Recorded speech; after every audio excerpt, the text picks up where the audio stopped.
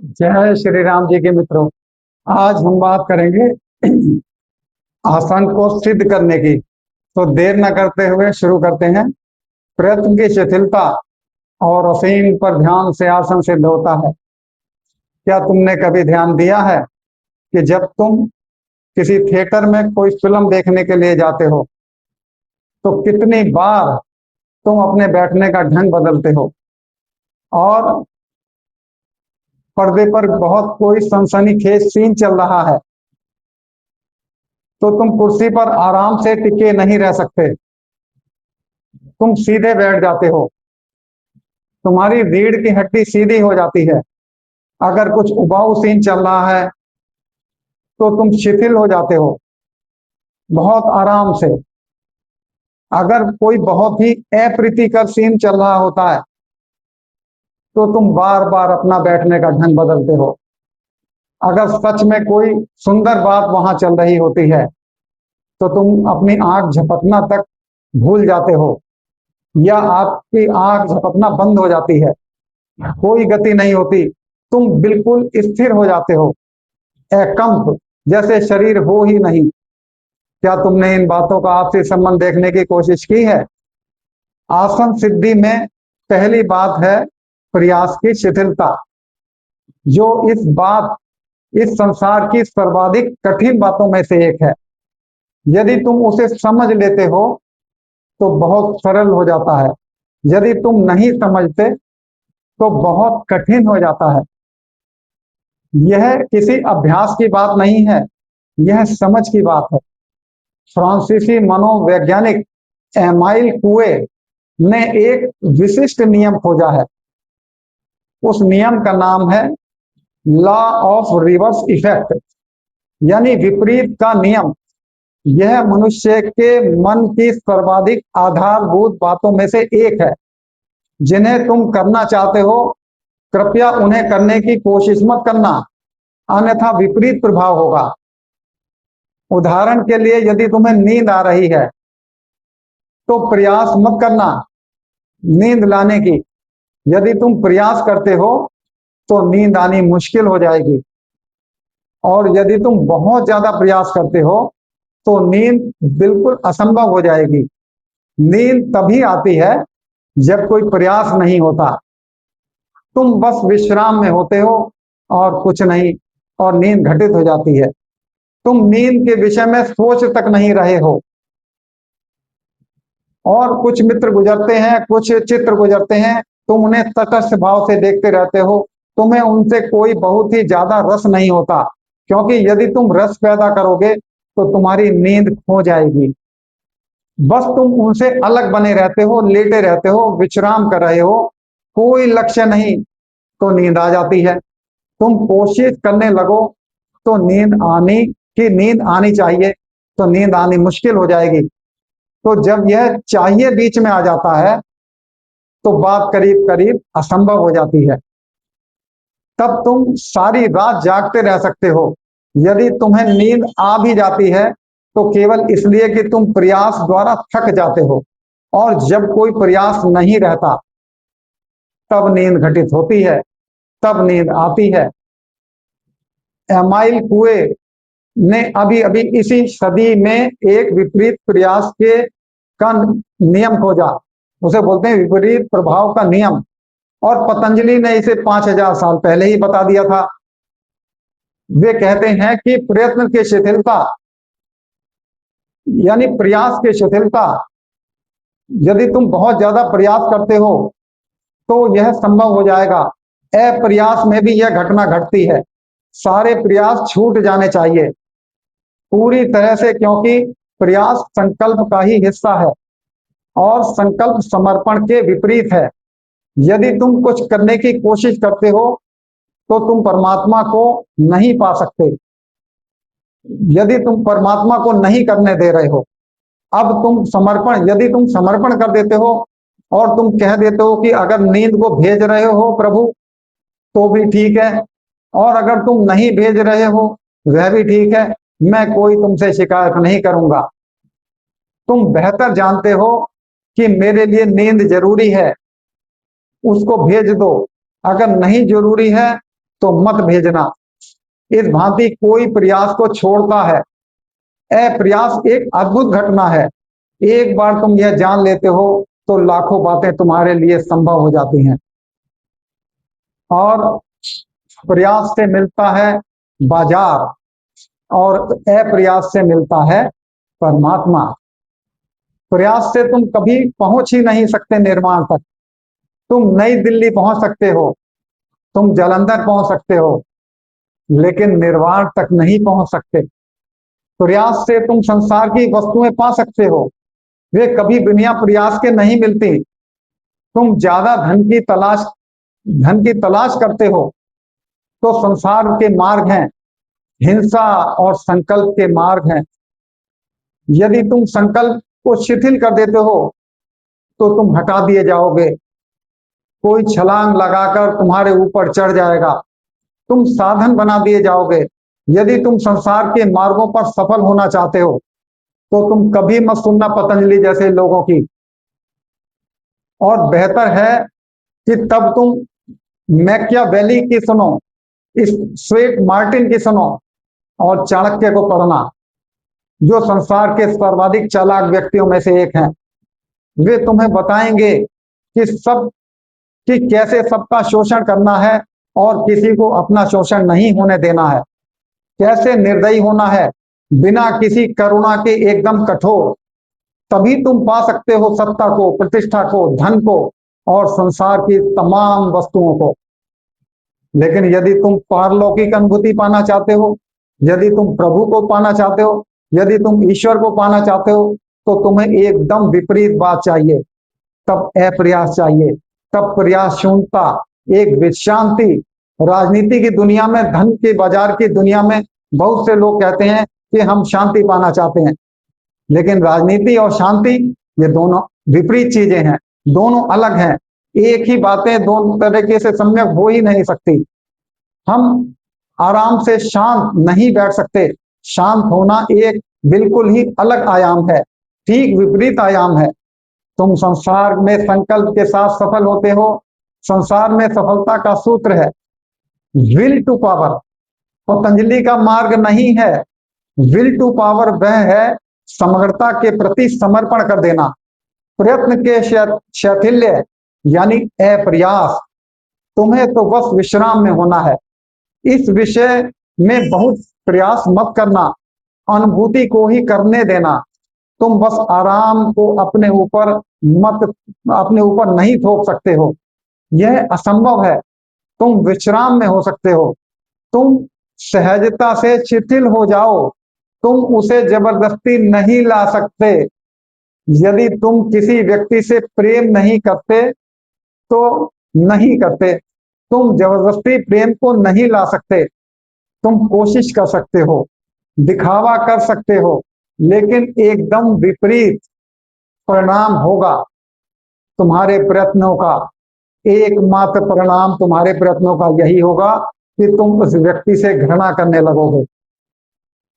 तुम कहोगे कि ये कैसा अजीब व्यक्ति है, क्योंकि मैं तो प्रेम करने की इतनी कोशिश कर रहा हूं और कुछ घटता ही नहीं।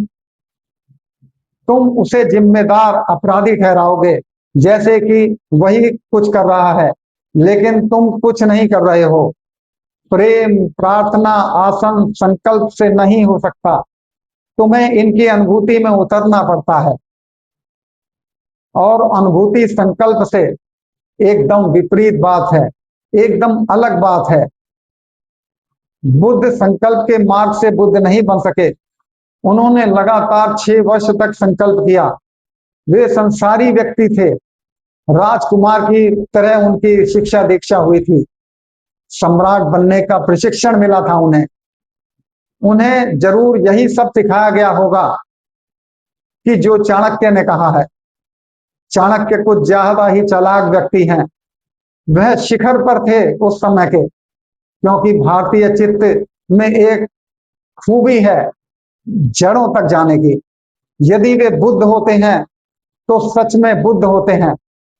यदि वे चाणक्य होते हैं तो तुम उनके साथ मुकाबला नहीं कर सकते। जहां वे उतरते हैं एकदम जड़ों तक उतरते हैं।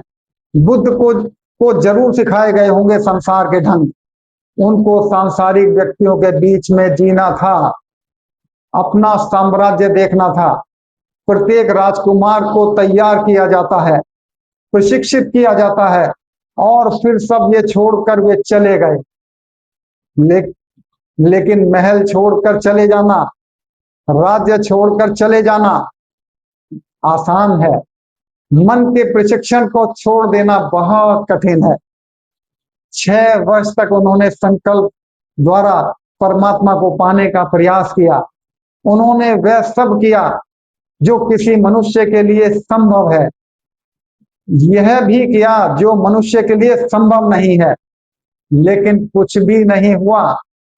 जितनी ज्यादा उन्होंने कोशिश की, उतना ही दूर अपनों को पाया। असल में जितना ज्यादा संकल्प किया, उतना ही उन्होंने अनुभव किया कि वे दूर है परम सत्ता से। परमात्मा नहीं है, कहीं नहीं है, कुछ उपलब्धि नहीं हुई। फिर एक शाम उन्होंने सब छोड़ दिया। उसी रात बुद्धत्व को उपलब्ध हो गए। तभी घटित हुआ प्रयत्न की शैथिल्य, यानी प्रयास की शिथिलता। ये संकल्प द्वारा बुद्ध नहीं हुए, वे बुद्ध हुए जब उन्होंने समर्पण किया, सरेंडर किया, जब उन्होंने सारा प्रयास छोड़ दिया। इसलिए हर संभव प्रयास को जो तुम कर सकते हो, लेकिन सदा स्मरण रहे हर संभव प्रयास, यह जोर केवल इसीलिए है ताकि तुम्हारा संकल्प बिखर जाए, संकल्प के साथ जुड़ा हुआ सपना टूट जाए। तुम संकल्प से इतने थक जाओ कि एक दिन तुम गिर पड़ो, तुम हार कर सब छोड़ दो, और उसी दिन तुम सबुद्ध हो जाते हो।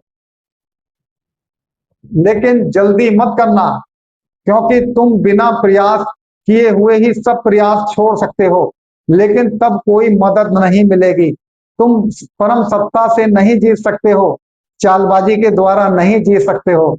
तुम्हें बहुत निर्दोष होना पड़ेगा। बुद्धत्व अपने आप में घटित होता है। यह सीधी परिभाषाएं हैं। महर्षि पतंजलि कह रहे हैं कि ऐसा करो, वे तो बस मार्ग दिखा रहे हैं।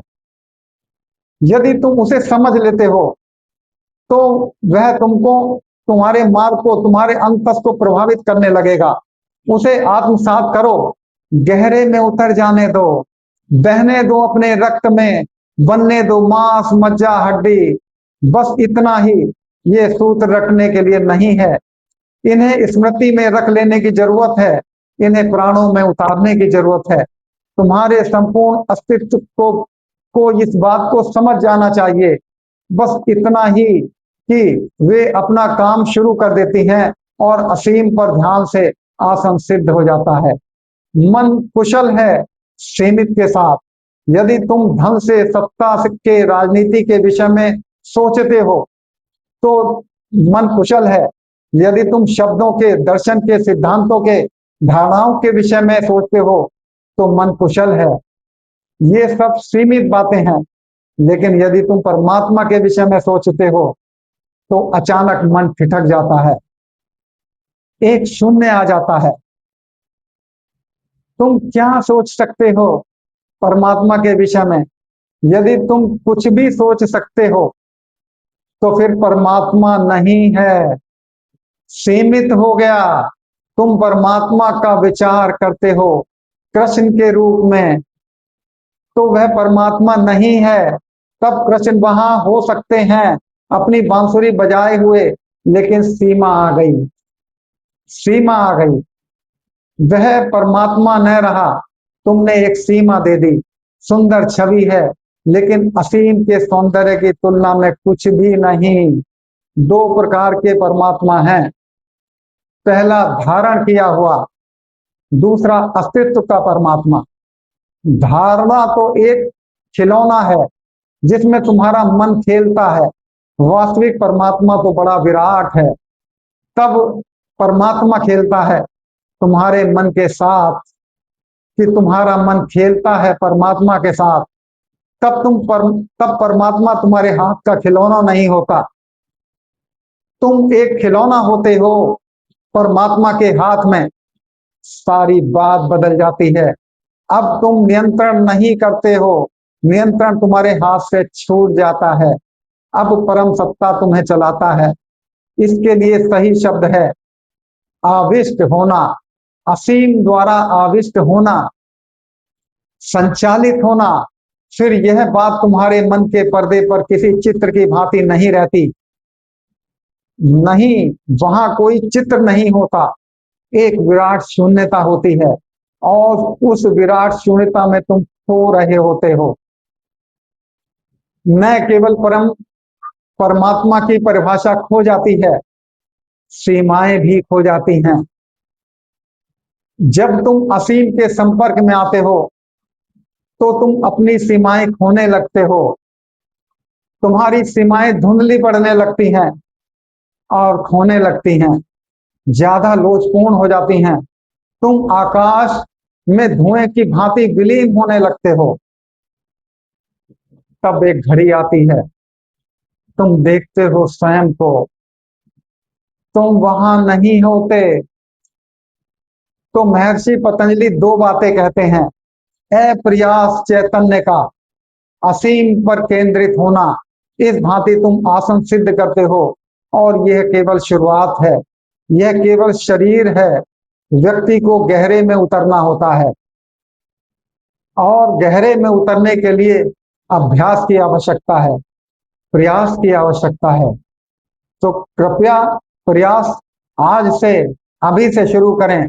जब भी बैठें, रीढ़ की हड्डी को बिल्कुल सीधी, गर्दन सीधी, और सांसों पर ध्यान लगाते हुए। तो आज का यहीं तक। उम्मीद है आपको काफी अच्छा लगा वो। कल और इससे महत्वपूर्ण इसी विषय पर आगे की चर्चा होगी। तब तक के लिए धन्यवाद।